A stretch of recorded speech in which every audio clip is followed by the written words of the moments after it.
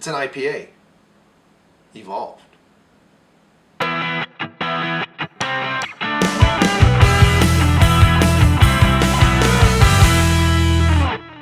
Hi, it's Brainmuffin back with another beer review.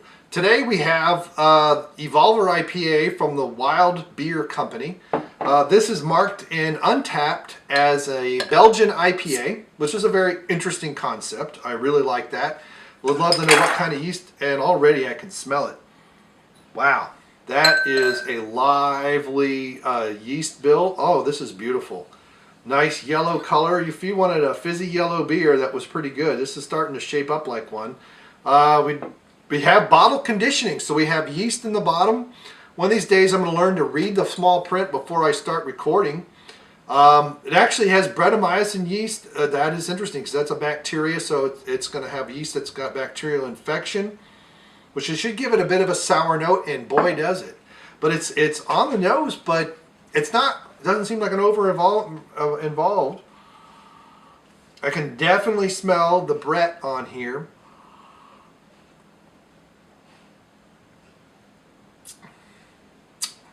That is very interesting. I actually have homebrew that tastes like that. It's almost like, it's very piney, almost like you're sucking on a pine cone, or like you're sucking on the hop itself. It feels, to me, I would say it feels thick, but a lot of people are going to misunderstand what I mean by that. I'm giving that a definite 4 out of 5. That is a very good Happy New Year, Happy Brew Year badge. All right. That is a very interesting IPA. I don't want to read through all this. Yeast strains different, 100% fermented with Brettanomyces and naturally occurring wild yeast. See, I thought Brettanomyces, I thought it was a bacteria, but they're saying it's a yeast. So maybe I need to do... First 3 months, the beer tastes the same as a fresh pale ale, and then the differing flavor compounds start to shine through, and after 6 months, the Brett really takes hold. So it would be interesting. It does contain wheat. That's very interesting. That's probably how they're getting that very pale color. It has a wheat background. I don't know when this was bottled, which is what I'm looking for to understand how far down the rabbit hole I've gone. There are some sour notes. It does have a bit of a sour finish. I'm sorry I'm not looking at the camera, but I am trying to, there's no date on here. So how do I know if I'm in 3 months or 6 months? That's kind of screwy. For a beer that's going to change over time, it would be nice to know when does time start. Because I would like to know, am I in the Brett stage or I'm not in the Brett stage? I would say maybe it gets more sour. I don't know. But to me, it almost tastes like it's in between. It has some of the pine notes that I would expect from a piney IPA, and it has some of the sour notes that I would expect from a Brett beer. It does definitely have hints of sourness on the nose. This has been sitting out quite a while because I've had some other videos going.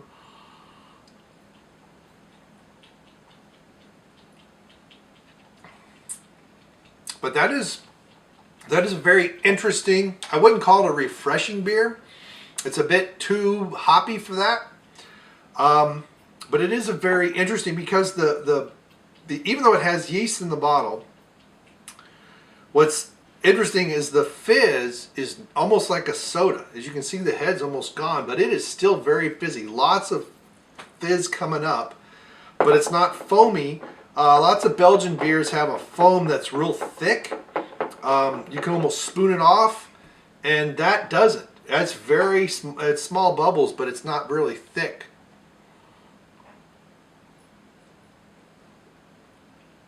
And it doesn't want to stay. I mean, mid-mouth, it's hoppy. I mean, it's like, that's why I think this is in between, because there's a nice blend between the sour notes of the Brett and the very pininess of the hops. There's no real malt backbone here that you're getting. So many IPAs have a strong malt and then the hops, but I'm not getting any malt whatsoever. And that might be because of the wheat. The wheat's kind of out of the way. It just provides an alcohol backbone and coloring. Nice golden color. That's a deceptive beer. What I'd really like to do is try one that was 3 months and one that was more than 6 months to get the difference. But But at least the stage, whatever stage this is, and I don't know because there's nothing on the bottle anywhere that tells me a date that at least I can read. I don't know. So I don't know where it is, but this stage, I mean, as far as food pairings, I would do very savourier meats, maybe smoked meats. You could do a decent, like a semi-sweet, semi-sour vinaigrette over, say, a salad that has some spinach in it, maybe some cabbage, maybe carrots and dried cranberry, like craisins and stuff like that, to kind of give a little balance to the sour. I wouldn't do a really sour vinaigrette. I've had some vinaigrettes that are really vinegary, and I've had some that are too sweet, but kind of something in between. But that is good. That is quite good. It's a very interesting idea. And like I said, I would really like to, I'm going to have to contact them and find out, okay, you put information on there that says at 3 months it's this, at 6 months it's this. How do I know what I have? And then I would try very hard to find up 2 bottles, one new, one not so new, and get the difference. Or 2 bottles, have one then and have one however long. What should I store it? You know, it's an IPA, but it's also Belgian, so is it going to be stored cooler? Is it going to need to store warmer? Is this a refrigeration? Is this 55 degrees? Is this cellaring? You know, how long? And then how long does it cellar? It's only, I thought I saw 5.5%. If I'm correct, 5.8%. So it's not going to cellar for very long. Not a high enough alcohol content, but that's a very interesting Evolver IPA. Definitely recommend if you like piney hoppy beers, and if you like sour beers, especially if you like both of them. This is kind of a little bit of both, and it's pretty good. All right, so there you go. Evolver IPA, not bad. Like I said, 4 out of 5. Check into Untapped. Have you had this beer? Do you like it? Do you not like it? Let me know in the comments below. Thanks for stopping by. Thanks for clicking like, and thanks for subscribing. See ya.